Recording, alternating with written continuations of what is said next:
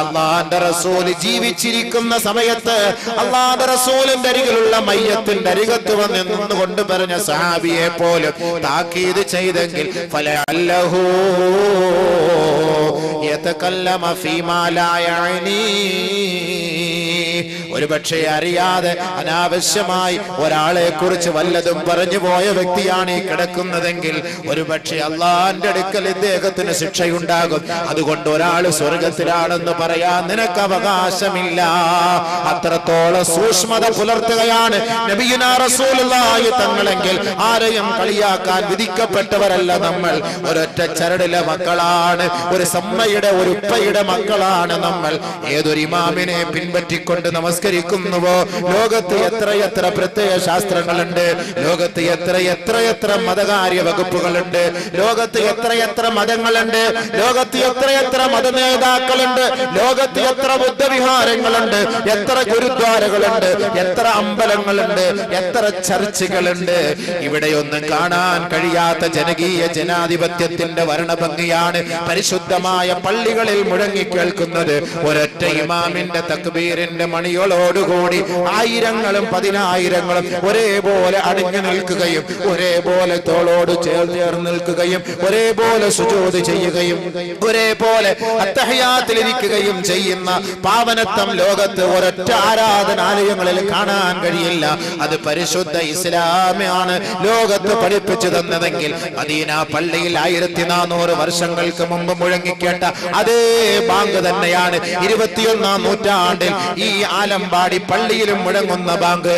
1400 വർഷങ്ങൾക്ക് മുമ്പ് ഹബീബായ റസൂലുള്ളാഹി തങ്ങൾ മദീന പള്ളിയിൽ ഓതിയ അതേ ഫാത്തിഹ സൂറത്താണ് ഇന്ന് ആലമ്പാടി പള്ളിയിലെ നമസ്കാരത്തിന് നാം ഇന്ന് ഓതുന്നതെങ്കിൽ 1400 വർഷങ്ങൾക്ക് മുമ്പ് അല്ലാഹുവിന്റെ റസൂൽ മദീന പള്ളിയിൽ വെച്ച് ചൊല്ലിയ സുബ്ഹാനല്ലാഹ് അൽഹംദുലില്ലാഹ് അല്ലാഹു അക്ബറാണ് ഇന്നും ഈ ആലമ്പാടി പള്ളികളിലല്ല ലോകത്തിന്റെ എത്രയെത്ര മുസ്ലിം പള്ളികളുണ്ടോ ആ പള്ളികളെല്ലാം ഇന്ന് ഗർജിക്കുന്നത് നബിതങ്ങൾ 1400 വർഷങ്ങൾക്ക് മുമ്പ് പഠിപ്പിച്ചു തന്നതാ.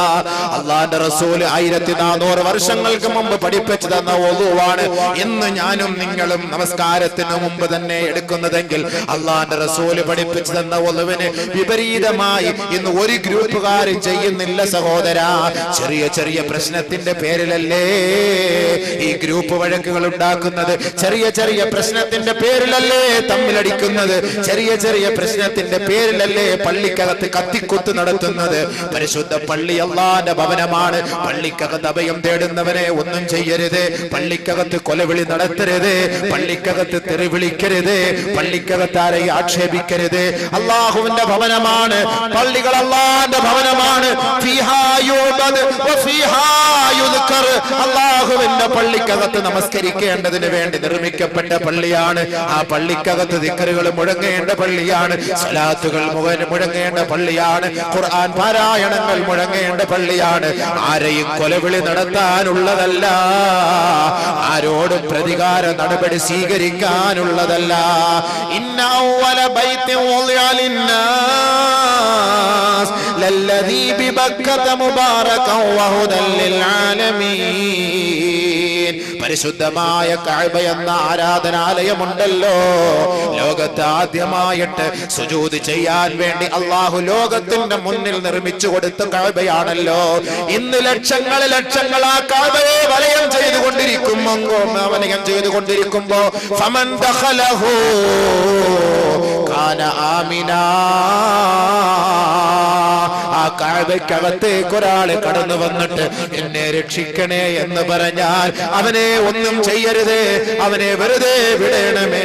ആ കഅബയ്ക്കകത്തേക്ക് കയറി വന്ന് ആരെങ്കിലും സഹായം തേടിയാൽ അവനെ സംരക്ഷിക്കണമേ, അവനെ വേദനിപ്പിക്കരുതേ എന്ന് പഠിപ്പിച്ച പരിശുദ്ധ ഇസ്ലാമിന്റെ പ്രത്യേക ശാസ്ത്രം ഈ ആലമ്പാടി പള്ളിയിൽ നിന്ന് ആ കഅബയിലേക്ക് നോക്കിയാണ് തിരിഞ്ഞ് നമസ്കരിക്കുന്നത്. കൊല്ലം ജില്ലയിലെ പത്തനാപുരത്തെ പള്ളിയിൽ നിന്ന് നമസ്കരിച്ചാലും ആ കഅബയിലേക്ക് നോക്കിയാണ് നമസ്കരിക്കുന്നത്. ഫലസ്തീനിന്റെ മക്കളെ, അവരും ഇന്ന് നമസ്കരിക്കുന്നത് കഅബയിലേക്ക് നോക്കിക്കൊണ്ടാ.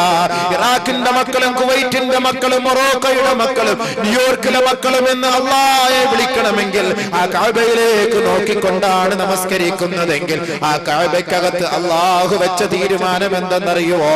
ആ കഅബയിലേക്ക് ആരെങ്കിലും വന്ന് അഭയം തേടിയാൽ അവനെ വേദനിപ്പിക്കരുതേ. 21-ാം നൂറ്റാണ്ടിൽ ഉംറയ്ക്ക് പോകുന്നവരെ, ഹജ്ജിന് പോകുന്നവരെ, ഇന്നും നിങ്ങൾ കഅബയ്ക്കകത്ത് തവാഫ് ചെയ്യുമ്പോ, ആ കഅബയെ വലയം ചെയ്യുമ്പോ, ആ മതാഫിലൂടെ കടന്നു പോകുമ്പോ, ആ മതാഫിലൂടെ പ്രദക്ഷിണം ചെയ്യുമ്പോ എത്രയെത്ര പോക്കറ്റടിക്കാരെ കാണാൻ കഴിയും. എത്രയെത്ര അഹങ്കാരികൾ പരിശുദ്ധമായ കഅബയുടെ മഹത്വം പോലും മനസ്സിലാക്കാതെ അവഗണിച്ചുകൊണ്ട് സ്ത്രീകളെ ശല്യം ചെയ്യുന്നവര് കാണും. അവര് മുനാഫിഖീകളായ അഹങ്കാരികളാണ്. പക്ഷേ ആ അഹങ്കാരികളുടെ ഓരോ രംഗങ്ങളും ക്യാമറ ഒപ്പിയെടുക്കുമ്പോ പോലീസുകാര് വന്ന് നേരിട്ട് അവരെ പിടിച്ചുകൊണ്ട് പോവലല്ല ചെയ്യുന്നത്. ആ അഹങ്കാരികളോടൊപ്പം അവർ ആ കഅബയെ വലയം ചെയ്യുകയാ. ആ അഹങ്കാരി അറിയുന്നില്ല എന്റെ പിന്നില് പോലീസ് ഉണ്ട്, എന്നെ വാച്ച് ചെയ്യുന്നുണ്ട്, എന്റെ പ്രവർത്തനം വീക്ഷിക്കുന്നുണ്ട്. പോലീസ് പോലും അറിയുകയില്ല. ജനങ്ങളുടെ ഇടയിലേക്ക് ആ അഹങ്കാരിയെ, ആ കള്ളനെ, നെറികെട്ടവനെ മെല്ലെ മെല്ലെ തള്ളി തള്ളി ആ മതാഫിൽ നിന്ന് പുറത്തേക്ക് കൊണ്ടുവന്നിട്ടാണ് അറസ്റ്റ് ചെയ്യുക. ആ കഅബയുടെ ഓരത്ത് വെച്ച് ഒരാളെ പോലും അറസ്റ്റ് ചെയ്യുകയില്ല. കാരണം അല്ലാഹുവിന്റെ ഖുർആൻ പ്രഖ്യാപിക്കുകയാണ്, ഫമൻ ദഖലഹു കാന ആമിനാ. ആരൊരാളെ കഅബയുടെ മുറ്റത്തേക്ക് കടന്നു വന്നാൽ അവന് പരിപൂർണ സംരക്ഷണം നൽകണേ, പരിപൂർണ സംരക്ഷണം നൽകണേ. ആരെയും കൊല്ലരുത്, ആരെയും അടിക്കരുത്, ആരെയും ആക്ഷേപിക്കരുത്. വേട്ടയാടപ്പെടുന്ന മൃഗങ്ങൾ വന്നാൽ പോലും ആ അവറ്റകളെ നിങ്ങൾ വേട്ടയാടരുത്. ഇത് പഠിപ്പിച്ച ഖുർആനാണ്. പള്ളിക്കകത്ത് അഹങ്കാരങ്ങളും ശബ്ദകോലാഹലങ്ങളും ഉയർത്തരുത്. ഇത് അല്ലാഹുവിന്റെ വീടാണ്, അല്ലാഹുവിന്റെ വീടാണ്. അതിന് മഹത്വമുണ്ട്, അതിന് മഹത്വമുണ്ട്. അത് ആരുടെയും പ്രതികാര നടപടി സ്വീകരിക്കാനുള്ള സ്ഥലമല്ല. പരിശുദ്ധ പ്രവാചകം പഠിപ്പിച്ചത് ആർക്കെങ്കിലും വിഷമങ്ങളും പ്രയാസങ്ങളും ഉണ്ടാകുമ്പോ പള്ളിയെ സമീപിക്കണമേ, പള്ളിക്കകത്ത് കയറി 2 റക്അത്ത് നമസ്കരിക്കണമേ. നിങ്ങളുടെ ആവലാദികളും വേവലാദികളും ആ പള്ളിക്കകത്ത് വെച്ച് റബ്ബിനോട് പറയണമേ. ഹബീബായ റസൂലുള്ളാഹി തങ്ങളെയും മദീന പള്ളിയെയും വലയം ചെയ്യാൻ, മദീന പട്ടണത്തെ വലയം ചെയ്യാൻ സൂര്യഗ്രഹണമോ ചന്ദ്രഗ്രഹണമോ സംഭവിച്ചാൽ അല്ലാഹുവിന്റെ റസൂൽ നേരെ മദീന പള്ളിയിലേക്ക് വരുമായിരുന്നു. പള്ളിക്കകത്ത് കയറി സൂര്യഗ്രഹണത്തിന് പരിഹാരമുണ്ടാകുന്നത് വരെ, ചന്ദ്രഗ്രഹണത്തിന് പരിഹാരമുണ്ടാകുന്നത് വരെ അല്ലാഹുവിന്റെ റസൂൽ സുജൂദിൽ കിടന്ന് റബ്ബിനോട് പൊട്ടിക്കരഞ്ഞ് സഹായം തേടിയെങ്കിൽ ലോകമേ ലോകമേ ലോകമേ സകലമാന പ്രശ്നത്തിന്റെ പരിഹാരമാണ് മസാജിദുല്ലാഹ്, അല്ലാഹുവിന്റെ പള്ളിയാണ്. ആ പള്ളിക്കകത്ത് ശബ്ദ കോലാഹലം ഉണ്ടാക്കരുതേ. മലക്കുകൾ രേഖപ്പെടുത്തും. ആ മലക്കുകളുടെ ശാപം കിട്ടിയാൽ ദുനിയാവിലും ആഖിറത്തിലും രക്ഷപ്പെടുകയില്ല. ആഖിബത്ത് മോശമായി പോകും. അല്ലാഹുവിന്റെ പള്ളിയോടുള്ള ഉത്തരവാദിത്വം നിറവേറ്റണമേ. അതുകൊണ്ട് ഖുർആൻ പഠിപ്പിക്കുകയാണ്, യാ അയ്യുഹല്ലദീന ആമനൂ ലാ യസ്ഖർ ഖൗമും മിൻ ഖൗം അസാ യകൂനൂ ഖൈറൻ മിൻഹും വലാ നിസാഉം മിൻ നിസാ അസാ യകുന്ന ഖൈറൻ മിൻഹുൻ. ഏ സത്യവിശ്വാസികളെ, നിങ്ങൾ ആരും അപരരെ ആക്ഷേപിക്കരുതേ. ആക്ഷേപിക്കപ്പെടുന്നവൻ ആക്ഷേപിക്കുന്നവനേക്കാൾ ശ്രേഷ്ഠനായേക്കാം, ഉത്കൃഷ്ടനായേക്കാം, മഹോന്നതനായേക്കാം. അല്ലാഹുവിന്റെ അടുക്കൽ ആരാണ് ഉത്കൃഷ്ടൻ, ആരാണ് നിന്ദ്യനെന്ന് ആർക്കും അറിയില്ല. ഒരു പെണ്ണും മറ്റൊരു പെണ്ണിനെ ആക്ഷേപിക്കരുത്. ആക്ഷേപിക്കപ്പെടുന്ന പെണ്ണ് ആക്ഷേപിക്കുന്ന പെണ്ണിനേക്കാൾ അല്ലാഹുവിന്റെ അടുക്കൽ ഉത്തമയാകാൻ സാധ്യതയുണ്ട്. അതുകൊണ്ട് ഒരു പെണ്ണും മറ്റൊരു പെണ്ണിനെ കളിയാക്കരുതേ, പരിഹസിക്കരുതേ, നിന്ദിക്കരുതേ, തെറി പറയരുതേ, ആക്ഷേപിക്കരുതേ. പരിശുദ്ധ ഖുർആൻ ഇതുവരെ എന്ന് വെച്ചാൽ അല്ലാഹു റബ്ബുൽ ഇസ്സത്ത് പറയുകയാണ്, വലാ തനാബസൂ ബിൽ അൽഖാബ്. ഒരാൾക്ക് അല്ലാഹുവിന്റെ റസൂൽ പഠിപ്പിച്ചതുപോലെ ഒരു മുസ്ലിമായ സഹോദരനും സഹോദരിക്കും തന്റെ മാതാപിതാക്കൾ നല്ല ഒരു പേരിട്ടിട്ടുണ്ട്. ആ പേരല്ലാതെ അയാൾക്ക് ഇഷ്ടപ്പെടാത്ത ഒരു ഇരട്ട പേരിട്ട് ഒരാളെ വിളിക്കരുതേ, വിളിക്കരുതേ, വിളിക്കരുതേ. അങ്ങനെ വിളിച്ചു പോയാൽ അവന്റെ നന്മ അല്ലാഹു നിനക്കെടുത്തു തരുമെന്ന് നബി തങ്ങൾ നമ്മളെ അറിയിക്കുകയാ. എത്രത്തോളം ഒരാളെ ആക്ഷേപിച്ചാൽ ആ ആക്ഷേപിക്കപ്പെട്ടവൻ നാളെ റബ്ബിന്റെ കോടതിയുടെ മുന്നിൽ വന്നിട്ട് പറയും, അല്ലാ എന്നെ ആക്ഷേപിച്ചവനാണ് ഈ വരുന്നവൻ, എന്നെ അടിച്ചവനാണ് ഈ വരുന്നവൻ, എന്നെ തെറി പറഞ്ഞവനാണ് ഈ വരുന്നവൻ, എന്നെ അപരാധം പറഞ്ഞവനാണ് ഈ വരുന്നവൻ. അതുകൊണ്ട് അല്ലാഹുവേ, ദുനിയാവിൽ വെച്ച് എന്നെ അപരാധം പറഞ്ഞപ്പോ ഞാൻ അതെല്ലാം ക്ഷമിച്ചു പടച്ചവരെ, സഹിച്ചു പടച്ചവനെ, ഇനി ഇപ്പോൾ നീതിമാനാണ്, നീതിയുടെ ഉടമസ്ഥനാണ്, ഞങ്ങൾക്ക് നന്മ കാണിച്ചു തരണമേ, ഞങ്ങൾക്ക് വിധി നിർണയം നടത്തണമേ.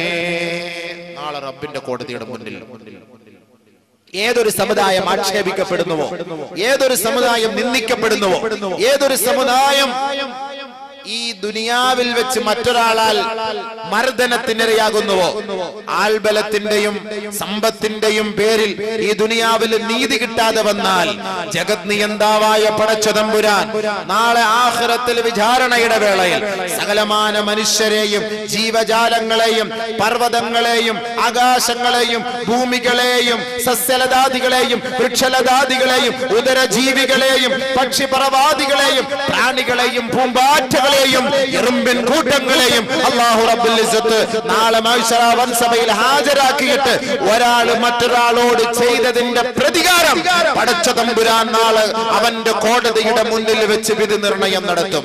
ഇതുവരെ നബിയുനാ റസൂലുള്ളാഹി തങ്ങൾ പറഞ്ഞു, ലതുഅദ്ദുന്നൽ ഹുഖൂഖ ഇലാ അഹ്ലിഹാ ഹത്താ യുഖ്തസൽ ഷാത്തിൽ ജമ്മാഉ മിനൽ ഖർന. ഏതെങ്കിലും പാവപ്പെട്ട കൊമ്പില്ലാത്ത ഒരാടിനെ കൊമ്പുള്ള ഒരാട് ഈ ദുനിയാവിൽ വെച്ച് കുത്തി പരിക്കേൽപ്പിച്ചപ്പോ കൊമ്പില്ലാത്ത ആടിന് തിരിച്ചു പ്രതികാരം ചെയ്യാൻ കഴിയാതെ അത് അവശയായി പോയെങ്കിൽ നാളെ മഹ്ശറ വൻസഭയിൽ ഈ കൊമ്പില്ലാത്ത ആടിനെയും ഈ കുത്തിയ കൊമ്പുള്ള ആടിനെയും ഹാജരാക്കിയിട്ട് കൊമ്പില്ലാത്ത ആടിനോട് കൊമ്പുള്ള ആടിനെ കുത്തി പരിക്കേൽപ്പിക്കാൻ നാളെ മഹ്ശറ വൻസഭയിൽ വെച്ച് പറയുമെന്ന് നബിയുനാ റസൂലുള്ളാഹി. അങ്ങനെ കൊമ്പില്ലാത്ത ആടിന് വേണ്ടി വിധി നിർണയം നടത്തുകയും നീതി വാങ്ങുകയും നീതി വാങ്ങിക്കൊടുക്കുകയും ചെയ്യുന്ന ഒരു സാഹചര്യമാണ് മഹ്ശറ വൻസഭ. അതുകൊണ്ട് സുഹൃത്തുക്കളെ, സഹോദരന്മാരെ, സഹോദരിമാരെ, ഒരുപാട് അമലുകളുമായി നാളെ ആഖിറത്തിലേക്ക് പോകുമ്പോ ആരും ആരെയും രക്ഷപ്പെടുത്താൻ കാണുകയില്ല. എന്നിവിടെ കൊലവിളി നടത്തുന്നവനും അതിരാഹ്വാനം നടത്തുന്നവനും ഗ്രൂപ്പിന്റെ നേതാക്കന്മാരും രാഷ്ട്രീയത്തിന്റെ നേതാക്കന്മാരും നമുക്ക് ചുക്കാൻ പിടിക്കുന്നവനും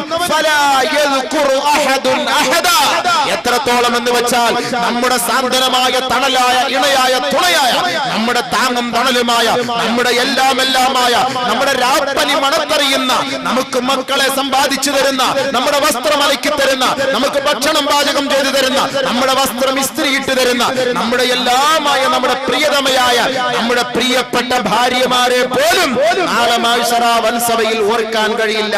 നബിയുനാ റസൂലുള്ളാഹി തങ്ങൾ പഠിപ്പിച്ചിരിക്കുകയാണ്, ഫലാ യദ്കുറു അഹദുൻ അഹദാ. മഹദിയായ ആയിഷ ബിബി റളിയല്ലാഹു അൻഹാ നബിയുനാ റസൂലുള്ളാഹി തങ്ങളോട് ചോദിച്ചില്ലേ, നബിയേ ഫഹൽ തദ്കുറൂന അഹ്ലീകും ഇന്ന യൗമിൽ ഖിയാമ, ഖിയാമത്ത് നാളിൽ ഞങ്ങളെ ഓർക്കാൻ അങ്ങേക്ക് സമയമുണ്ടാകുമോ നബിയേ? ഞങ്ങൾ അവിടുത്തെ പത്നിമാരാണല്ലോ, ഞങ്ങൾ അവിടുത്തെ പ്രിയതമയാണല്ലോ, അവിടുത്തെ എല്ലാമാണല്ലോ, അവിടുത്തേക്ക് വേണ്ടി റൊട്ടി ചുട്ടു തന്നവരാണല്ലോ, അവിടുത്തേക്ക് വേണ്ടി ഖിദ്മത്ത് ചെയ്തവരാണല്ലോ, ഞങ്ങളെ കുറിച്ച് നാളെ ഓർക്കാൻ എനിക്ക് കഴിയുമോ എന്ന് മഹദിയായ ആയിഷ റളിയല്ലാഹു തആല അൻഹ നബിയുനാ റസൂലുള്ളാഹി തങ്ങളോട് ചോദിച്ചപ്പോ, ആയിഷ നാളെ ആഖിറത്തിൽ നാളെ 3 സന്ദർഭങ്ങളിൽ അമ്മാ ഇൻദ സലാസതി മവാതിന ഫലാ യദ്കുറു അഹദുൻ അഹദാ, 3 സന്ദർഭങ്ങളിൽ ആയിഷ ഒരാളും മറ്റൊരാളെ കുറിച്ച് ഓർക്കാൻ കഴിയില്ല. ആയിഷ നബിയുനാ റസൂലുള്ളാഹി പുന്നാരനിബീന